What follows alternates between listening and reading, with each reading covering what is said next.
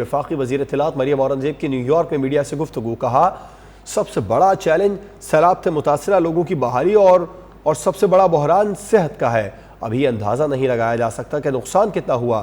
جہاں سے پانی کی نکاسی کی جا چکی ہے وہاں کام شروع کر دیا. 13,000 کلومیٹر سڑکیں تباہ ہوئی ہیں.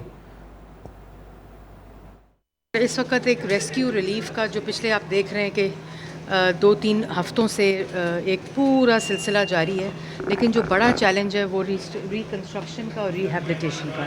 اور اس کے بعد آپ نے دیکھا ہے کہ جو انٹرنل ریسورسز ہیں وہ سب یوز ہو رہے ہیں، لیکن جو سب سے امپورٹنٹ پروسیس ابھی شروع ہونا ہے وہ ہے ایک تو ہیلتھ ڈیزاسٹر جو اس وقت ہوا ہے. تو یہ اندازہ بھی نہیں لگایا جا سک رہا کہ کتنا ڈیمیج ہوا ہے، کیونکہ پانی کھڑا ہے، پانی ڈرین نہیں ہوا ہے. اور جس طرح یہ پورا آپ کو پتہ ہے، جس طرح کے پرائم منسٹر کی ہدایت پر پروونسز نے جوائنٹ سروس شروع کر دی ہیں، اور وہ ان جگہوں پہ جہاں پانی نکل گیا. ابھی وہ علاقے جہاں پانی موجود ہے، جس طرح آپ دیکھیں کہ 380 برجز جو ہیں وہ ختم ہو گئے. 13,000 کلومیٹر کی سڑکیں تباہ ہو گئی ہیں. پھر اس کے علاوہ جو لوگوں کے گھر ہیں، لوگوں کی لائیولی کراپس جو ہے، جو فوڈ سیکیورٹی، میل نرشمنٹ جو ہے، فوڈ کا جو ڈیزاسٹر اس وقت ہوا ہے وہاں، ان تمام کے ان علاقوں نے کبھی ایسی بارشیں دیکھی نہیں تھیں.